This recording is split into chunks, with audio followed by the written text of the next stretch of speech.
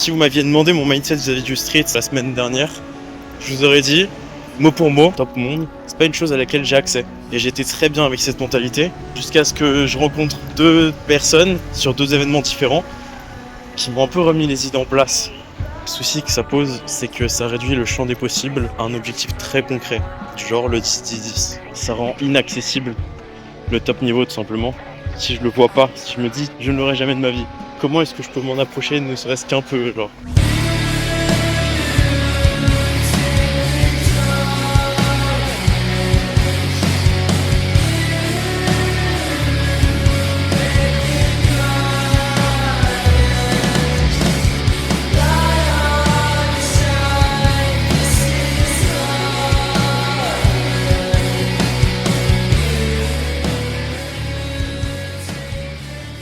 L'autre effet de ce mindset qui n'est pas bon, du coup, c'est qu'en me disant ça, ça implique que je peux pas m'entraîner de manière aussi acharnée que les gens qui s'entraînent pour le top monde. Je sais pas si ça résonne en vous, mais j'ai pour objectif de progresser très rapidement, parce que je mets tout en œuvre pour, j'ai les connaissances, etc. Mais si, déjà, dans le mindset, donc à la base de tout ce que je produis, ma volonté, je me dis je serai jamais top monde, bah je vais jamais m'entraîner avec autant d'acharnement qu'un top monde qui a la conviction qui sera top monde. C'est pour cette raison que le mindset de je sais que je serai pas le meilleur mais je serai très bon, il suffit pas, ou ça peut le faire mais sauf que bah t'atteins ton objectif au bout de 15 ans, alors puis au bout de 15 ans, là le sport il a évolué donc l'idéal que t'avais au début, ça devient une sorte de norme haute, mais ça reste une norme.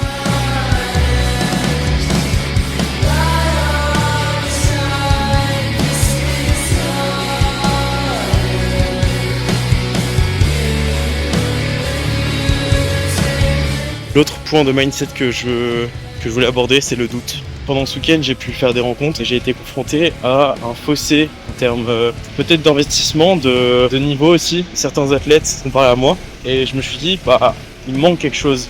Genre, il me manque une pièce dans tout ce que je fais, dans l'atteinte de cet objectif d'être pas forcément comme eux, mais de me hisser à leur niveau sur certains points, du moins. La conclusion que j'en ai tirée, SO à Nathan, je te remercie. Un truc qu'on entend qui est peut-être très, comment dire, cliché, mais qui lorsque compris et assimilé, c'est hyper puissant. Si tu doutes, t'as déjà perdu. C'est aussi simple que ça. Si j'entreprends quelque chose, que ce soit un combo, une méthode d'entraînement, une nouvelle habitude ou quoi, si j'ai le moindre doute, si je me dis qu'il y a moyen que j'y arrive pas, bah en fait j'ai déjà perdu parce que ça augmente déjà drastiquement mes chances de rater. Si je réussis, c'est-à-dire que ce serait de la pure chance. Ça dévalorise l'estime que j'ai de moi-même pour le travail que je fournis dans ce que j'entreprends. C'est pour ça que les deux points de mindset les plus importants, c'est le doute et ne pas se fixer de limites.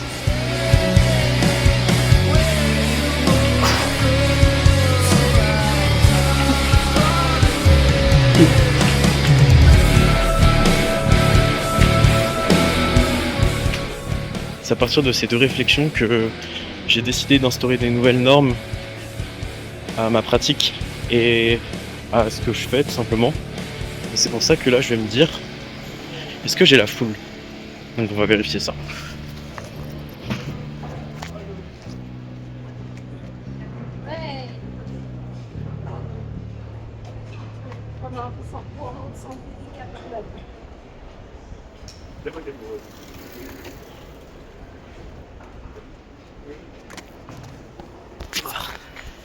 Putain, c'est lourd 1 kilo de fromage blanc.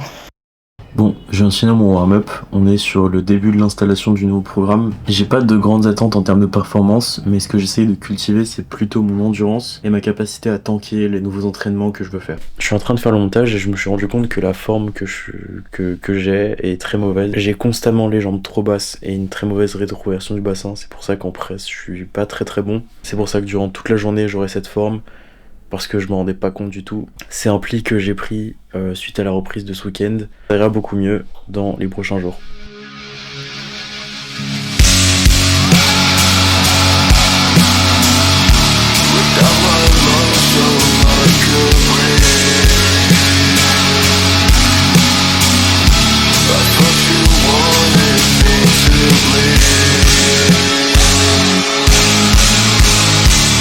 Si je passe dead stop to press en supidois, Le combo d'après, je me permets de faire quelque chose qui serait un peu inutile.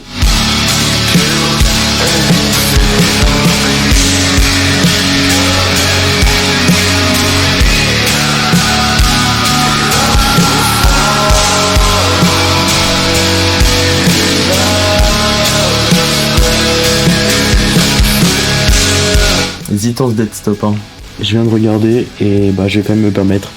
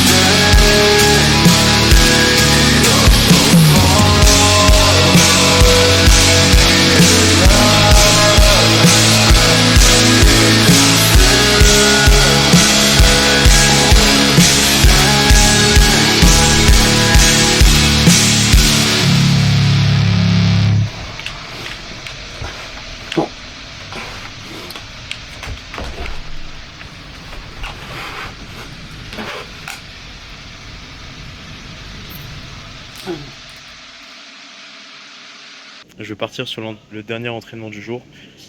Il n'y a pas grand intérêt à le montrer.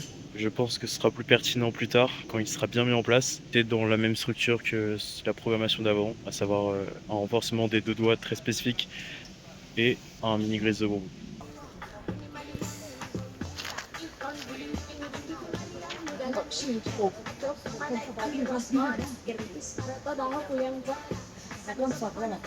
C'est ça, oui, dès que tu commencer la porte, tu lâches les jambes, avec le temps, tu lâches les jambes.